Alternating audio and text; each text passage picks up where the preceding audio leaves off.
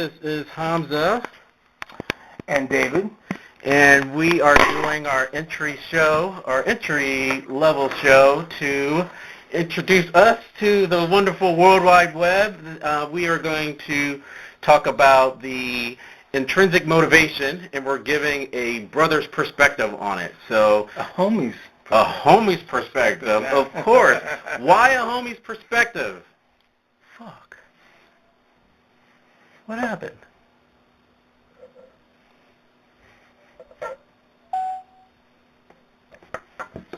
Hey there, everybody. This is Hamza. And David. And we're here. We're doing our first show, so we're saying hello to everybody. What's up? What's up? And we are as you see on the channel, it's Intrinsic Motivation, a homie's perspective. And why are we calling it a homie's perspective? Yeah, why are we calling it that? I thought that we would call it a homie's perspective because we're both fans of the personal development space, the metaphysical space, the growth space, spiritual space. But you don't see a lot of people that look like us. And I think the principles are universal, but I think that we need to reach a bigger audience that may be missing out on that just because they're not getting a certain perspective on it. So that was my initial thoughts for contributing to the masses out there. That's right. But all are welcome. All are welcome. Oh, absolutely, all are welcome. So, I mean, we are universal. That's right. But I think for not just clickbait, I know we're going to get some people ultimately that say, this is more of a clickbait title just to get people out there. But I think that you can get knowledge from all walks of life, and it just might reach somebody that otherwise wouldn't have looked towards this. So it's not so much speaking to the choir. I think that's a done deal. But if we can always spread the word, I think that's beneficial. Yes, I agree. So well said. Thank you. So to go ahead and get started, why are we doing it? Who are we? Would you like to introduce yourself? Well, my name is David. Currently, we're doing this podcast, and we're residing here in Marietta. But originally, I'm from the West Coast, the Bay Area specifically. And I've been in Marietta or Georgia for about a little over a year and a half, almost a year and a half. Decided to be a little closer to the family. Spent about 20 years in Albuquerque, New Mexico. That was an adventure. And so now I'm here. Now I'm here. Now you're here. Now I'm here. Well, there's no accidents, and I think that you and I were talking earlier off camera about the book When God Winks and all of the synchronicities that happen in life that many people overlook. And so I think also from a homie's perspective, that's not a usual type of conversation that homies have, right? But, just a tongue-in-cheek on words and just a little introduction on me. I've actually been here. I'm actually a boomerang in Atlanta. I finished school. A boomerang? I am. I'm a total boomerang. There's a lot of boomerangs in Atlanta. Actually, it's funny. It's like a big group of us where you're like, oh, I lived in Atlanta, and they're like, well, how long were you gone? And then, right? And a year, 2 years, 3 years, 5 years. And I used to be a heavy travel salesman about 80% of the time. And so I love the direct flights from Atlanta. And there is a saying here in Atlanta that if you die and you go to hell, there's a layover in Atlanta. I've never heard that. Really, that's funny. It is. So, adding some humor to that. Oh, this is the airport. Atlanta has been awesome. Atlanta's been really good to me. I've been here for the Super Bowl. I was here for the Olympics. I was here for the choke that we had a couple of weeks ago with the Atlanta Falcons. So I've seen both good and bad in Atlanta. Oh, man, yeah. So they know a little bit about us. What about pedigree? First of all, we're going to talk about, this episode is going to be about the power of napping and the power of sleep. And for qualifications, we do not have the credentials of a medical practitioner. So if you're having any issues with dealing with insomnia and the like, please speak with your general practitioner beforehand. This is just for educational purposes only. There, I think we got the legalese out of the way. And our own personal experiences, we'll be talking about that. Absolutely. So, before we go into the power of napping, we were talking about our awakening moment, or what was the door opening moment, or what was the trigger, or what was the 4x4, or what was the litany of things that people go through in life that is a defining moment that will put them in potentially in a different direction than they originally had planned. You want to start? Or you want me to start? You, by all means. Okay. Well, for me, it had a lot to do with my mother. She is she's a psychic, a clairvoyant, a healer, a teacher, but all that for her started way back in the late 70s, early 80s. And at the time, she was learning how to do healings. She was taking meditation classes and whatnot, doing readings. But I really had no idea that she was doing that. I just knew that she was doing these classes in the evening. And I was a teenager at the time, so this was like, early 80s. And one day she came home, and periodically she would ask me if I had like a aura healing, but I was like, nah, leave me alone with all that junk. So one day she came home, and I was just hanging out with my girlfriend, and she asked my girlfriend at the time if she would like a healing, and she was like, sure. So she sat her down in a chair and was standing next to her, kind of waving her hands around her, and she was talking about what she was doing in regards to, what she was seeing in her aura, some of the stuff, pictures and stuff she was seeing, and moving the energy out, this and that. And when she was done, she left the room, and my girlfriend and I, we were just blown away, because she was talking about all kinds of stuff that my girlfriend had been telling me earlier in the day, about what was going on in, her life and whatever. And we just couldn't believe it. It was just like, wow. So my girlfriend ended up telling her sister about what happened, and she was like, tell your mother I wanted to give me a reading. So about a week later, my mom gave her sister a reading, her sister and her sister's boyfriend, and I was like, wow, I didn't know my mom could do all this stuff. I was totally blown away. So besides that, there was a lot of other experiences, but that was the main thing that kind of turned things for me. That was like, wow, there's a whole other kind of world out there that I had no clue about, and that's when the door kind of opened for me spiritually from that point moving forward. And I would say that's probably about 1982, so I was like 17, about 17 years old, yeah. Awesome. And I have not a similar story, but the similarity is with your mother in that I think I've always been attracted to this type of work, this type of knowledge. And some of it, I got my first introduction through hip-hop music, actually. I originally grew up in New Jersey, and so I was a big fan. Wow. Absolutely. Hip-hop has been phenomenal. So I have to say hip-hop in conjunction with my family. So my uncles, I think I was talking before about my uncles used to always put me in a headlock. I'm walking around, you can't tell me anything. I'm in high school, right? And at the time, I'm listening to like Eric B. and Rakim, Public Enemy, KRS-One. And my uncles will pull me to the side, put me in a headlock, and say, they're sampling this and that.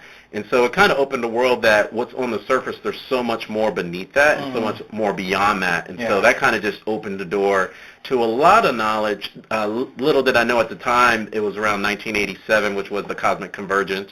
And so universally, there was a lot of change happening. And so I was a part of it. I just didn't know more about it. And as time went on, then I became more educated about it.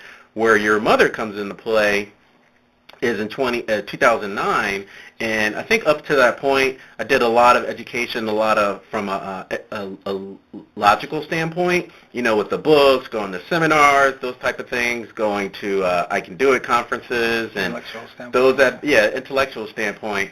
But in 2009, I was introduced to two people. I was introduced to Jim Self, and Jim Self was one of the well-known teachers at the Berkeley Psychic Institute, and little did I know at the time that my friends that I had met at that conference, they said, well, since you live here in Atlanta, you might want to go to the Horizon Center of Intuitive Awareness. It's right next to Phoenix and Dragon. I was familiar with Phoenix and Dragon, and that was my introduction to your mom in that school.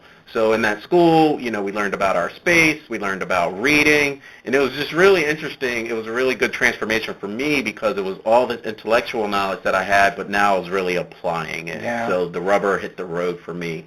So I think when I say the door open, I think it's always open. And for the book that we were talking about, When God Winks, when I look back, everything kind of led up to that point. So I think you and I and people that we hang around always say that there are no accidents. You just have to be aware of what's happening instead of being reactive to it. So exactly, awareness. So the topic of this subject, to get right into it, we're talking about napping. And the reason why, again, David and I were talking about putting together a podcast, putting like a homie's perspective on it, because for people that know me, I have to do my little salutations right now. So I've always been a big fan of the genre. So Abraham, Esther Jerry Hicks, Jane Roberts with Seth, Wayne Dyer, the whole I Can Do It staff, Louise Hay, Bashar, all of those channels I'm very active in on YouTube and across the web. I go to the conferences. And on the other side, Bobby Hemmett, Brother Panic. There's a conference today with Dr. Phil Valentine. So I've always been really interested in that. And most recently, to get back to the point, I was listening to the Abraham speech, right? And so Abraham was talking about this person comes to, for those that don't know Abraham is a channeled being from Esther Hicks. Have you ever seen him live? I have not seen them live. Okay. I have not. Maybe in 2017. I was fortunate to have seen them. Yeah. Okay. Yeah, maybe 2017, maybe 2018, because they have a lot of cruises and tours. Yeah. And I'm used to going on all the different tours. I just haven't gone to a specific one with Abraham. Okay. So I look forward to that. But at any rate, people go to Abraham and ask questions, something that it could be ongoing issues that they need to address, or something that's just had come up recently or presently. And this person was really stressed out at the moment, and Abraham kept telling the person to relax or, take a nap. If you take a nap, then the resistance goes away. And I kind of laughed, and that was the impetus, in my opinion, for a homie's perspective, because the quagmire of being a person of pigmentation, if you talk about resting or taking naps, you're seen as being, or historically you were seen as being lazy. And so here, that you have that historical standpoint, at least in the United States, and here we have this being that's saying, well, you can actually get some inspiration by doing so. And so I found a lot of joy and a lot of amusement into that. Inspired about taking naps. And so that's what we want to talk about today. So do you want to give any stories about your benefits from, or how you've benefited from napping? Oh, man, so many. Mostly I would say, I think most people would agree for the most part, it's very rejuvenating for me, especially there's the 20-minute, the 45-minute, 90-minute. But for me, if I can nap anywhere from 20 to probably an hour, seems about perfect. Now, it's not always easy for me because I'm not one of those kind of people that can just, my head hits the pillow and I'm just out. Sometimes it takes me a while to fall asleep. That's kind of the thing. And if I have the time, but when I can, it's great. And it's always the same thing. It's like a short brief stint. And when you wake up, your clarity, how you feel is just, I don't know, it's sometimes just coming beyond words sometimes. You just feel so refreshed, it's like a refresh button, like on your computer. That's how, I don't know how else to explain it. I just feel like, born again, so to speak. Yeah. Yeah. Well, my intro to napping, and again, how we always talk about there's no accidents, I have to go back to childhood. And as a child, it's really funny because kids, if they feel like it's punishment to take a nap, right? And so, go take a nap, and I'm not tired, and you have to deal with that. But one thing that really strikes a chord for me was the Jeffersons. And like most people, we watched the Jeffersons, different strokes and all that, early 80s, late 70s. And one thing that I always remember that George always said in his business meetings was, let me sleep on that. And when he said that at the time, and I just took it as, let me sleep on it. What does it mean? And then as an adult, it really helped me tremendously, both personally and professionally. When I look at something, if there's something that I'm challenged with or something that I need to overcome, and I really can't put my finger on how to actually overcome that or handle that, if I walk away from it or take a nap and let go, that solution is actually revealed to me when I wake up. And so I found tremendous power in it, and I found even getting older that it's even more pertinent because there's so much on our plate. I think with electronics and such, we try to, and myself, I'm speaking more so for myself, that try to fill up every waking moment from 18 hours a day of trying to do work or spend time socially with your friends and family. But in the back of your mind, there's always some type of business thing going on, at least in my mind, right? So, but I found that when I take that nap, I feel rejuvenated, and I get more done. And conversely, if I don't take the nap and I try to like physically with force try to work through it, it's a wasted hour. It's a wasted 30 minutes. I don't accomplish my desired goal at all. Yeah. I've definitely known people, now whether it's a nap or just sleeping in general, who are super creative and they like to sleep, they like to take naps, but once they come back into the body, man, they're just like full force. So they do a lot of creating outside of the body. And that's something that we will talk about probably in more detail in further shows, being out of the body and whatnot. But anyway, we should actually stay there for a second. Okay. Because if we're talking intrinsic motivation, I think the preacher to the choir people would understand what you're talking about. But from a homie's perspective, they may not. So just kind of give them a hint of what you mean by outside the body. Okay. So when I'm talking about outside of the body, I'm talking about like every night when you go to sleep, right, or any time, whether it's napping or you're going to sleep for the night for your 6, 8, 10 hours, whatever it is, as spirit, you're getting physically out of the body and going to what is known as the astral plane. So, your body, when you're in it, you're experiencing whatever you're experiencing throughout the course of your day. Maybe it's stressful, maybe there's a lot of pain in your daily experience. So getting out of the body to some degree is a relief. Some people have so much energy that it's easier for them to create when they're outside of the body. It's like they have more room, so to speak. So they'll create all this stuff, and then once they come into the body, then they can put it all into action. So it just depends, I think, on the person, but some people are super creative. So napping and or sleeping is just a part of their whole makeup as far as their creative process. I remember, Earth, Wind, and Fire, of course. The song "That's the Way of the World." That's probably like their signature song. I mean, they have such a lot of great songs, but Maurice White wrote that song, and I remember seeing him in an interview talking about, and he said, it came to me in a dream, when he was out of the body. He woke up, it was like so powerful, and he just started writing it down and whatnot, and that's where that came from. A lot of people get inspired when they're on their dreams, on the astral rather, or dreaming. It's a place where you don't have all the constrictions of the body, so there's just a lot more room. So depending on your awareness level when you're on the astral will depend on when you bring that information into the body and how you use it. So. Okay, so yeah. I need just a little bit more clarification because I'm a little confused now. Okay. Because now you're talking that there's something outside of just what we see right in front of us, right? And so if I listen to a Michael Jackson song that's been in the back of my head for about a week and a half, is "You Are Not Alone." And when you're in your body, you may have that feeling of separation. And you're saying when you are asleep, you may not. You may actually have access to you have insurmountable power or access to power that you may not feel when you are in the awakened state. What would you say to something like that? We get so attached to our bodies, and I think most people's awareness and reality is physical and what they're physically experiencing. So someone like me, I've been, learned how to meditate over 30 years ago, probably mid-'80s, and have been doing it ever since. So the more, I'd say, spirit or being body awareness you have will kind of heighten the whole experience of when you're out. The more aware you are of your essence, which is basically a spiritual being occupying a body, right? The body is a temple, something that you have. You are not a body. A body is something that you have, but you are a spirit, and you're in a body.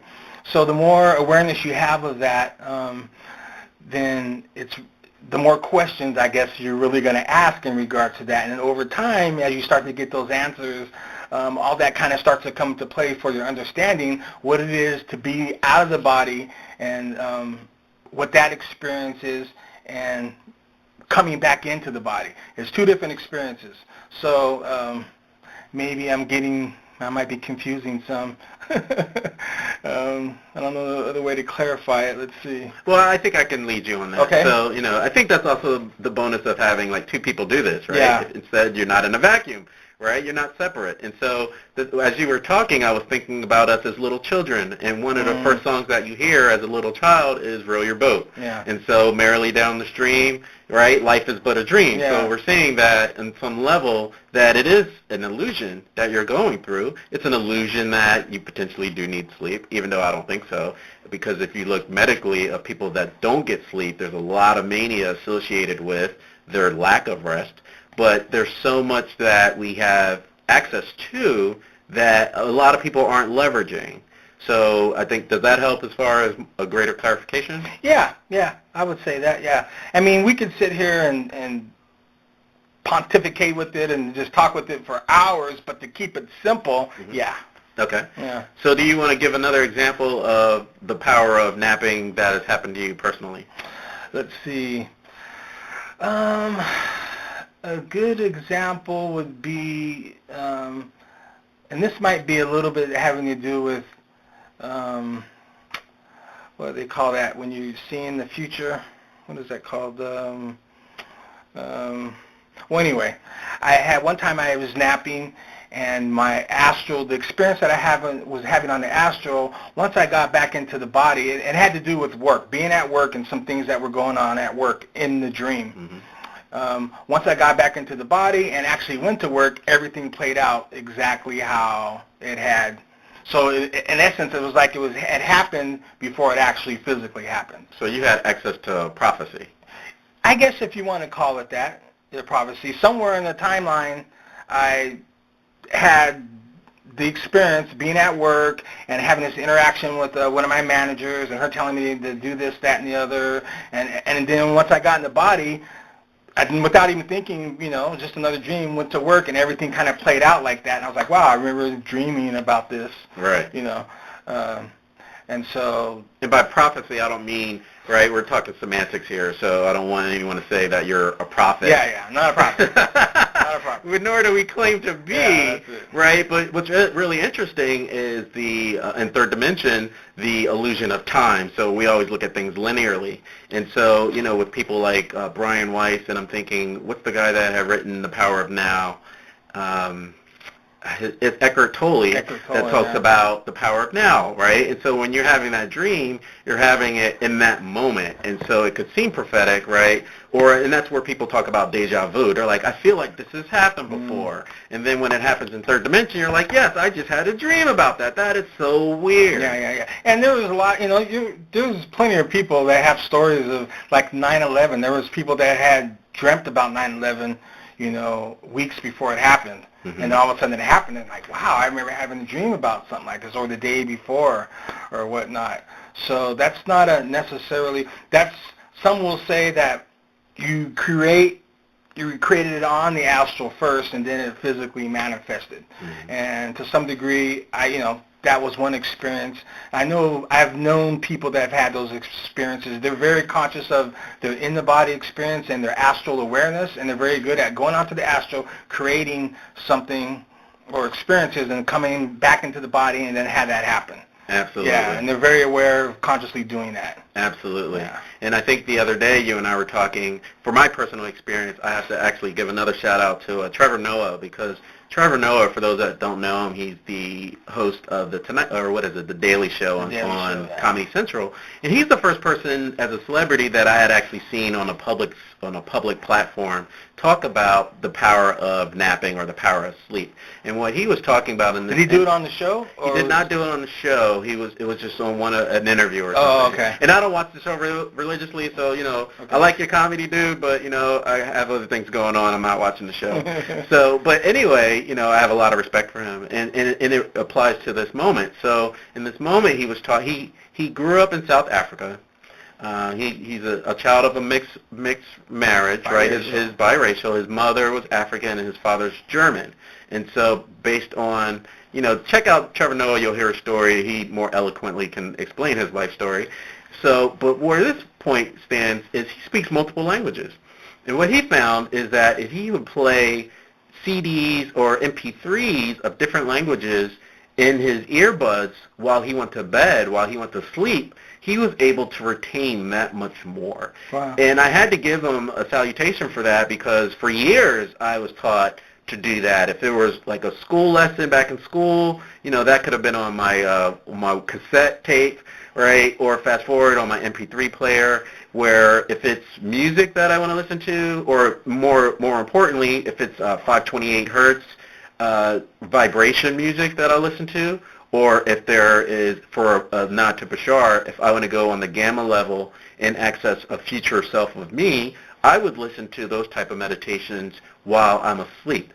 And then I would find that I've been a big proponent of lucid dreaming as well. So what I would do is I would set my alarm about an hour or two once I started to sleep. I'd wake up, and then I would go immediately back to sleep. And then I found that I was able to retain my dreams, because I run across people from a homie's perspective that say they don't dream at all, or if they do dream, they never can remember whatever happened. Yeah. And, that's unfortunate for a lot of people, because there are lessons that our collective family and guides or angels or whatever you want to call them, they're reaching out to you, and you feel like you're alone in the world again because you are not accessing, or you're not allowing yourself to listen to those messages that are coming to you. In many cases, they come when you are asleep. Yeah. And a lot of the reason why people don't remember or recall their out-of-body experience is because they're not aware that all your out-of-body experiences information is stored in your solar plexus, in your third chakra. It's not up here in your head, it's down here when you leave that cord. So anyway, knowing that, and with a little bit of practice, you can start recalling your dreams. But stop for 1 second, because if you talk about chakra, we're going to go out to the choir that already knows this. If you can step back a second and explain, what is a chakra? Okay. What are chakras? Yeah, okay, good. So you've probably have heard the term chakra before, and maybe you know what it is, maybe you don't. But chakras are energy centers that you have in your body, and you have 7 major ones, and you have a bunch of little smaller ones. But anyway, the 7 major ones, and starting at the base of your spine. And that was the one at the base of your spine is known as your first chakra. It's your energy center that has to do with survival, taking care of your body, and it has information in it, and it's small and round, and it kind of opens and closes as it needs information. Each of your chakras do. So, for example, we're just sitting here talking. This is a pretty grounded space, nice and relaxed. So our chakra is probably fairly closed. But let's say you're crossing a street, and a bus. You look up and here comes this bus and it's about to hit you. It's like, oh man, I got to get out of the way. So that chakra is just going to open wide open, and all the information that tells you to get the hell out of the way, save that body, that's where that information is. So anyway, you have 7 major ones. You have your first, your second, which is a couple inches below your navel, your third, which is right here in your solar plexus, your fourth, which is also kind of known as the heart chakra, right up here in your right up here, kind of in your chest. You have your fifth, which is in your throat, your sixth, which is in the center of your head, and your seventh, which is at the top of your head, your crown. So the third chakra has to do with energy distribution, how you distribute energy throughout your space as spirit. It's also where you as spirit get out of your body. Sometimes you might have heard that term silver cord. Well, yes, there is a silver cord. So when you leave your body at any point in time, you're leaving it through that cord, and you're going to the astral, and that's how you find your body when you're ready to come back. You come back through your cord. So all your out-of-body experiences, the memory or the information of it is in your solar plexus or your third chakra, that third energy center. Mm-hmm. So knowing that, with that information moving forward, if you, through meditation and going internal and stuff, knowing that, it's easier to recall and get that information knowing that. If you go up here for it, you're going to be like, I don't remember anything. Yes, of course you don't, because that's not where the information's at. Absolutely. Yeah, it's in your solar plexus, your third chakra. It's all your out-of-body experiences. So I think that's a good takeaway, because if a lot of people aren't able to access plainly, then they're going about it the wrong way. It's just the wrong approach. It's just a lack of education. Yeah. Right? Exactly. Okay. Perfect. And the best way to remember your chakras, as I did, was I think it was through Brian Weiss. And you had the different colors that Dave just highlighted for the chakras. And the best way, if you look at acronyms, is Roy G. Biv. So your first root chakra. I never heard that. Okay, that's cool, Roy. Yeah, G. you're well. That's why we tag team. Yeah. Cool. Homie's perspective. There you go. Right. So if you look at your root chakra, it would be red, right? Your first chakra, and then orange, yellow. G would be green, which is in your heart, right? And then your throat chakra, G Biv, which would be blue. I, indigo, and then violet, which would be your seventh chakra. So just a little tidbit of knowing your chakras and how you can actually leverage that to retain your dreams, as we're talking about in this subject. Yeah. And just, we talked a little bit about who we were in the beginning. Just for a second, I'm going to just go a little bit further, just so you might understand how I know some of this stuff. So after I had those experiences with my mother, probably mid-'80s, 1985, I took a spiritual healing class and changed my life just as for short. I could really go into that forever, but it was incredible. Took another class after that, and then in 1987, this was at the Berkeley Psychic Institute. In 1987, I joined their clairvoyant training program. It was a year and a half long. Graduated from that in late '88, and then I was at BPI for another, till, let's see, 88, 90, 91, another 3 or 4 years doing postgraduate type classes, doing readings. So anyway, so in the course of all that, you learn how to do readings, you learn how to do healings, meditation, all kinds of stuff. In the early mid-'90s, I moved to Albuquerque, New Mexico, and started, within a few years, started doing classes there myself with a couple other friends, doing healing classes, meditation. Actually, Lotum, I think, was doing a little bit of maybe some female stuff. She was doing we were kind of busy. We were working out of this one wellness center. So for a number of years there, I was doing readings, doing classes, and whatnot. So kind of been in this game, so to speak. And plus my mother was the director of Horizon Healing Center here in, where was it, Sandy Springs? In Sandy Springs, yes. And she retired last year, but she was running that center for, I don't know, a dozen years, 13 years. 13. So kind of been in the game, so to speak, as they say, since about 1985. So going on 32 years. Mm-hmm. So, read at a lot of psychic fairs, gone to a lot of lectures, retreats, the whole gamut of metaphysical type stuff. Mm-hmm. Yeah. So going back to sleep, I know we were talking about listening to Dr. Oz and some other authorities about it, and have you found that you've gotten more out of your sleep if you've slept for 10 minutes versus maybe 60 minutes? Or some argument people make is if they take a nap during the day, then they are unable to sleep at night. Have you ever come across anything like that? Yes. It depends on how long I sleep for. Like, maximum time reached. So it's right at 30 minutes. And now we'll do part 2. What time is it? 1:04? Do you want to do the other 30 minutes, or we still got to have a closer? Yeah, okay. Might as well. Okay, so we're back to part 2. So thanks for those that are sticking all the way through. Hopefully we're not boring you too much that you want to go ahead and start taking your nap now after watching us. Yeah, it's 1 o'clock. It's nap time. Maybe that's we should have just woke up to part 2 of both of us just napping. Yeah, this nap.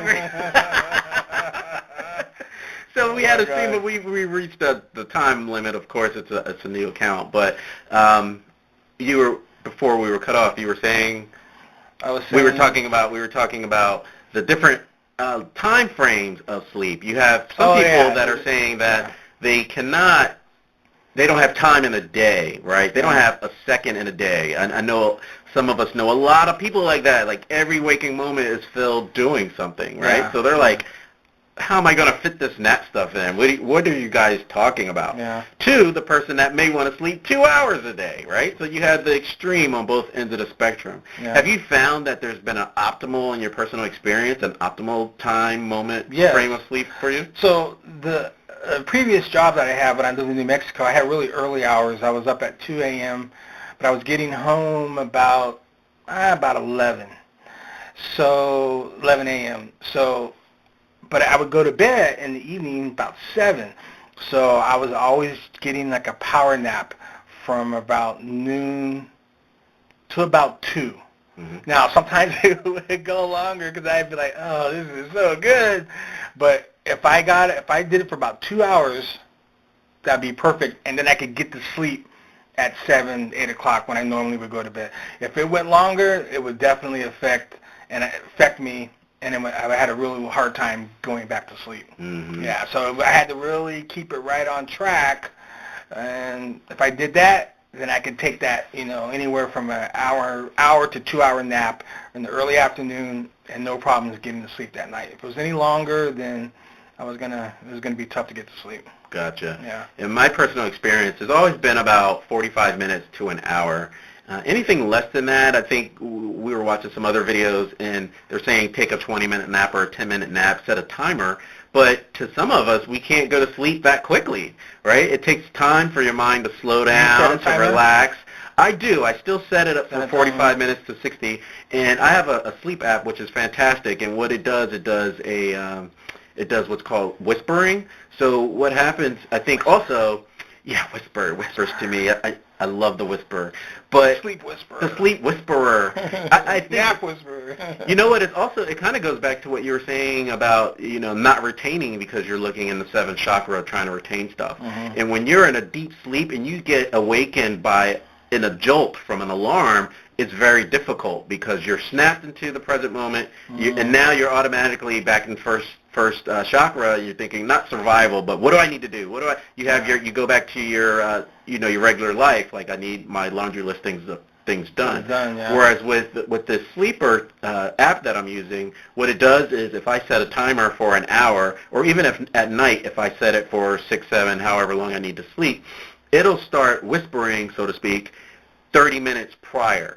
So it gradually wakes you up as opposed to me getting a jolt. And so that way, what I found in comparing the two, if I were to use, like for apps, sometimes the phone may die or something. So I would use, if it's a business meeting the next day or something, I would set my regular alarm clock and use the app. And what I found is that if the alarm clock goes off, I get jolted up, right? And then it's kind of like, not so much panic mode, but it feels that way, like it's not relaxed at all. Versus using the app, and where I'm gradually awakened, I feel refreshed, I can remember my dreams, and I'm just a more productive person throughout the day.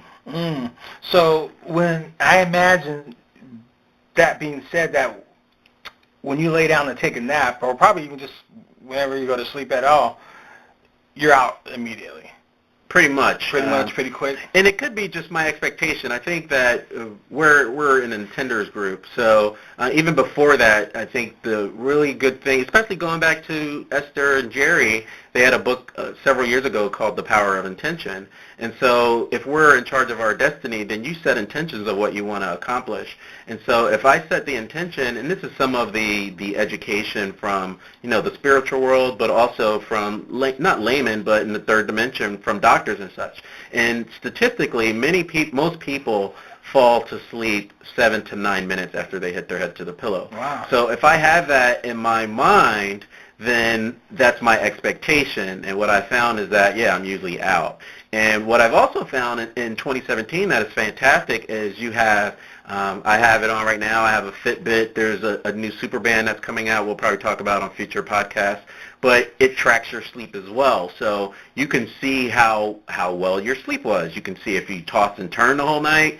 You can see if you've had deep sleep or REM sleep. So the quality of it. The quality is so important. There's some people that can sleep 16 hours and wake up and they still feel really tired. Yeah, they're not well rested. Right, they're not well rested. And the other thing is what's called a sleep deficit. So again, talk to your doctor about all this, but I'm just speaking from personal perspective that if I was traveling, especially when I was traveling for work all the time, always on the plane, I can get sleep whenever I get it, But I was really, really amassing a huge deficit of sleep, and I can see that my performance was affected negatively because of it.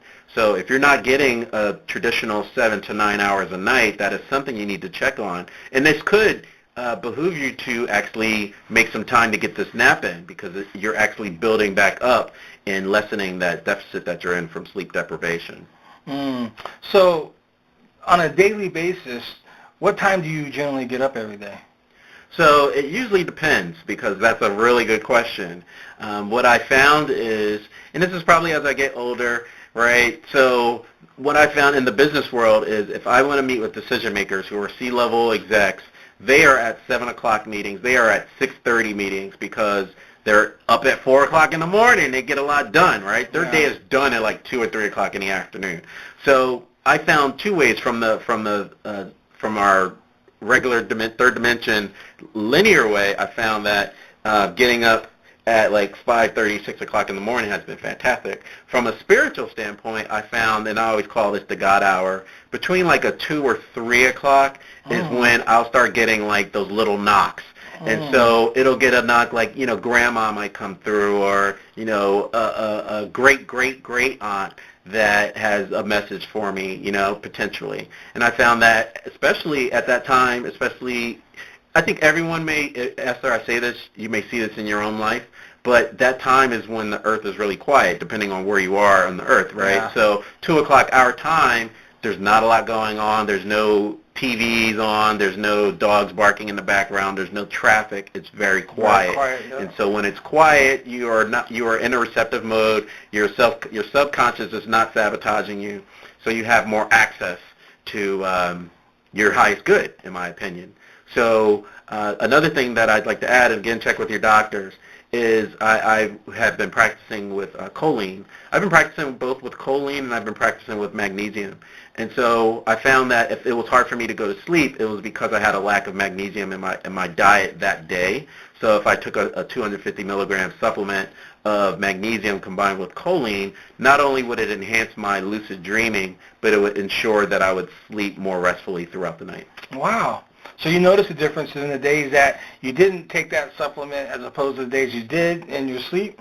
Absolutely. Well, there's a combination. For getting to sleep? Absolutely. And I think there's a combination because especially in 2017 and as time goes on, right, we can leverage so much education and technology that was not available generations before. And so I have a client, and he was being serious to me. He said that his band, I think he had a Jawbone or something, so we're not sponsored by any of these folks, right? So I'll throw out a ton of brands. So he had a competitor a band, and he said it saved his marriage, right? Wow. And so me, for those that know me, they know I do comedy on the side and not always find the humor in a lot of things, right? And so even though the creator is the biggest comedian out there. But yeah, in all seriousness, he said that his tracker helped save his life.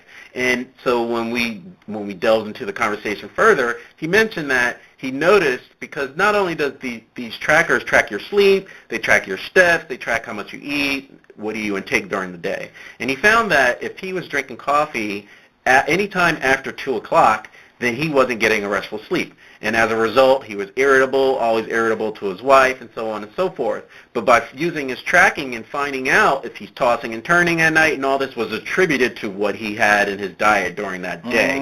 And so since he was able to actually physically track that, he stopped drinking coffee. If it was past 2 o'clock and he was tired or something, maybe he could take a nap, a 10-minute nap or such, instead of, I need that caffeine. A lot of people, especially office workers, from 2 to 4, they get that lull from 2 to 4. And what that is and also salute to Dr. Axe. So if you guys aren't watching Dr. Axe on YouTube, I highly recommend that. But a lot of it is attributed to low magnesium at that time, and so that's where you're experiencing the lull. Your body has processed the fast processed food you probably had at lunch that you scarfed down to get back at work, and so all this is going on, and it's affecting you And if you're not tracking it, you have no idea. I don't know why on Monday I feel this way. I don't know, right? People have the Mondays and things like that. And a lot of it is associated to sleep and rest. Yeah, yeah. So let me ask you this question.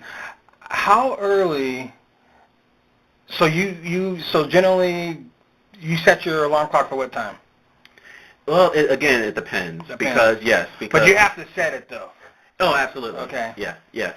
Well, not so much because, traditionally on the weekends, as this is a Sunday, on Saturday and Sunday, I used to not set my alarm, but I think I'm on such a regimen that I wake up at that time anyway. Yeah. And it reminds me of, rest in peace, rest in power, Wayne Dyer. So Wayne had a lecture years ago, obviously, and he was talking about what if we didn't have access to time.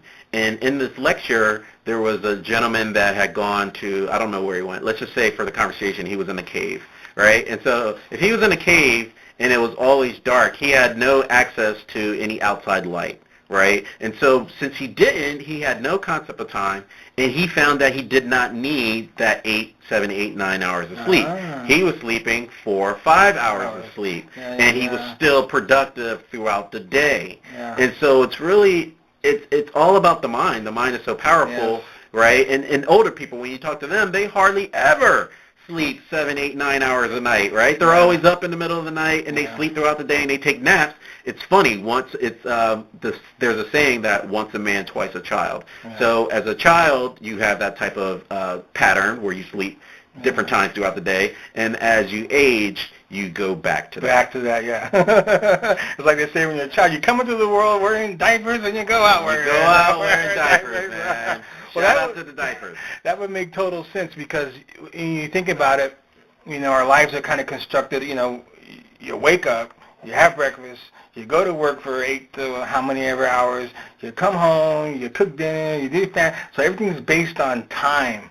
But if you kind of take that away, like this, what you were saying about being in that cave, when you just, from a mental standpoint, take that away, how interesting things would be and would just change throughout your daily experience when there's like no thoughts of having to be on some kind of time frame or getting your 8 hours sleep or whatever. Just sleep when you're ready to do it.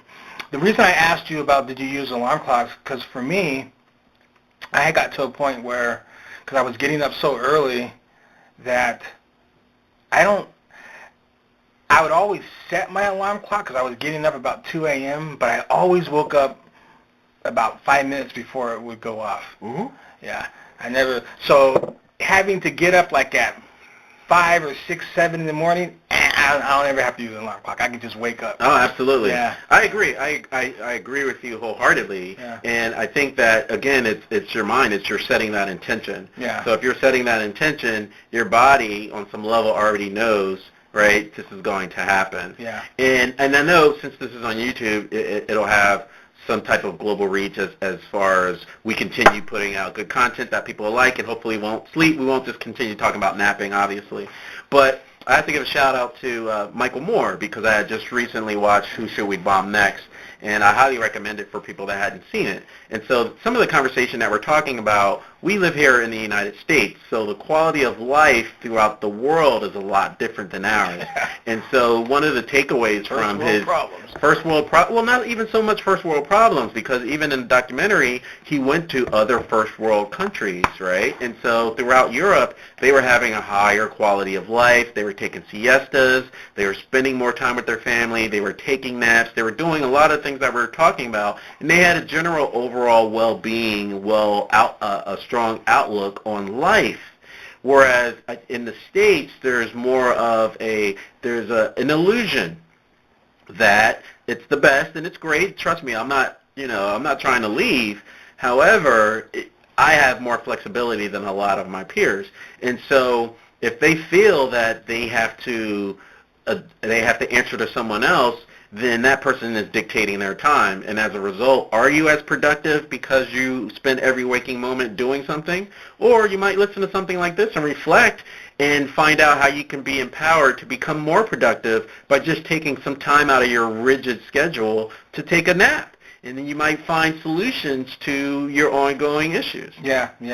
And obviously everyone's schedule is different, and you have to kind of find the time. And now I know that people used to. I think before the Industrial Revolution and this whole 8 to 5 thing kind of kicked in way back when, people used to just commonly take naps, I think, in the early afternoon. Mm-hmm. It was a standard thing.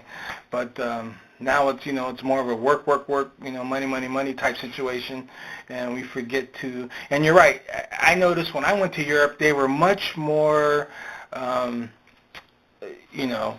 take some time off, stop and smell the roses, vacation is very important, and way more than it is here in the United States. In the United States, we're just like work, and, the dollar is the almighty. And they just have more awareness of just rest and relaxation and taking time off and enjoying life, stopping and smelling the roses, I noticed. That was my experience. Absolutely. I wholeheartedly agree. I have 2 sisters live in Europe, and I'll be there for like a month later this summer. Yeah, that's right. So, hopefully, I get to meet some people and I love the web. I've been on the web forever, and I know people across the globe. So, hopefully we can meet in person type of deal. But as you were talking, it made me think of, and this is something of a God wink. So I keep bringing it up, and it came out in 2002. And it's on Amazon for like $5 or something. So, check it out. It's a quick read. It's like something you can read in one sitting if you dedicate the time. The author is Squire Rushnell. It's fantastic. And so I bring it up because my God wink in relation to what Dave was talking about as far as, our daily stressors is the fact that I was working in an industry and we worked 8 to 8. So what that meant was at 5 o'clock on the East Coast, some people went home, but not at our office because we worked nationally. So we were still calling on California because they're 3 hours behind us, hence the 8 to 8. And so I was doing really well, financially and performing and growing up the ladder, climbing that, the corporate ladder. And they were like, one of my bosses pulled me to the side and said, Hamza, we love what you're doing for us. And at the time, I was working like 8 to 10, right? So I was, bringing the red apple to the teacher type of thing. A total brown noser back then, like, hey, it's my story, right? It's the story. So anyway, my boss pulled me to the side and said, it was Friday, we had gone out for drinks or something, and you're right, it lets people's inhibitions go away a little bit. So I guess that's when they felt they should tell me the story. So they were like, Hamza, we love what you're doing. You are blowing it out the water. This is fantastic. But I'm a little worried because this is all you're focusing on. You're not doing, you don't have any pictures on your desk of family, none of this stuff, right? Yeah. And they were like, in a bad situation, like if something were to happen to you, and let's just say a worst case scenario, you died on that Friday, we'd be really sad. We'd be sad to miss you. But we would fill that seat up on a Monday, right? And so, right? And I was like, but wait, I'm doing all this for you, you know what I mean? So, there's 2 things. Nice to know you. All right. Nice to know. He was great, but, next man up. Life goes on. God. And so if That's you're living, funny. you're actually living someone else's dream in some instance, right? In that instance, I was. I mean, we're talking about napping. I was living their dream, hence, but it's a true story. And so, right? That's funny. It's true. If you think about it that way, how important is your health? Because if your health is detrimental, then you can't even go to work. Yeah. You can't perform, and you might find yourself out of a job. Now, that didn't happen to me, but it was a life lesson and a God wink for me as to you need to take care of yourself first and foremost. Yeah, that way you can be there for others. That way you can be there for others. Yeah. If you're not taking care of yourself, you're not going to be able to be there for anyone. Absolutely. So self first. Absolutely. Yeah. So we're at the 50-minute mark, and we're actually going to look at doing hour sessions. So for those that stuck all the way through, we greatly appreciate it. Wish we had a parting prize. But I did want to talk about some things that we have going on currently. And so you and I are in an Intenders group. Yes. And do you want to talk a little bit about the Intenders and what it entails? Well, the Intenders group is, I guess it was started by, Tony Burrows? Was he the one that started it? Yeah, I don't know, 20, 30 years ago, whatever. And basically it's a group, you get together as a group, and so for the sole purpose of talking about things that you are grateful for in your life and setting your intentions for what you would like to have in your life and or create, to manifest into your life. So we get together once a week. As a matter of fact, we'll be leaving shortly here, going to our attendance meeting, and just to keep it short, that's kind of what it is. You want to add something to that? Sure. I think the beautiful thing about the Intenders group is it's global. Yeah, it is and global, so yeah. I think you could check out the Intenders, or is it just Intenders? No, it's Intenders the highest good, I think. Yeah, do a Google search for the Intenders. Intenders the highest good. And you can put in your zip code, and they can find out your zip code. So if you are in Atlanta, then look us up. Yeah. Because you can meet us at an Intenders group. Our group is actually growing. And it's just been phenomenal just when you're in a group with other people and you see intentions that they set, and they may have forgotten about it, right? I think the law of attraction is actually to release and let go instead of holding on to an attachment. And when those people, and you see that and you remind them of, remember that was an intention like a month or two ago, and this has happened beyond your expectation, has been phenomenal. And so I just wanted to spend a little bit of time to talk about that because I've gotten a lot out of the group. I think there's at least in the Atlanta area about half a dozen, I think. If you go on the directory, there's Marietta, there's Stone Mountain, there's a bunch. There's at least, I think, a half a dozen. Yes. So, something that you're interested in, you could probably find one near you. Yes. And I think while there is a dozen, the Marietta group is the best because that's the group that we are in. Yes. And so we actually meet both in Marietta and we meet in Norcross. We try to rotate that just based on our group size. Yeah. And so at any rate, if you're interested, come and check that out.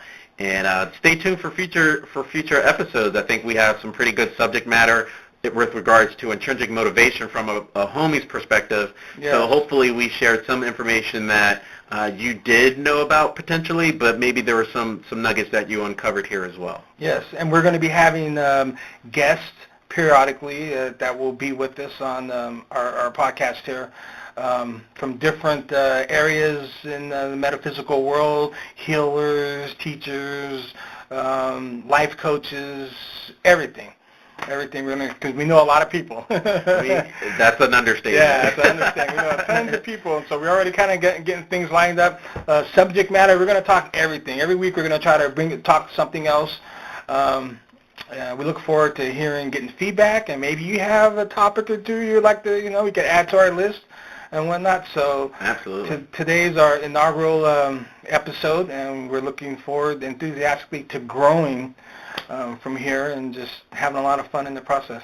Absolutely. And just in closing, we talked about spirituality and such, but I think even some future guests may not potentially be in the quote-unquote spiritual world. I think that the way we look at it is it's all spirit, right? Yeah, but there may be people that's walking around and they don't see it as such, but they're bringing such a perspective that it would apply to the group that we're out there reaching. Exactly. Hence the homie perspective again. So we're going to trademark that. How about that? So thanks again, guys. Thanks for enjoying it. I enjoyed it. I had a great time. I'm Hamza. I'm David. And we'll talk to you soon.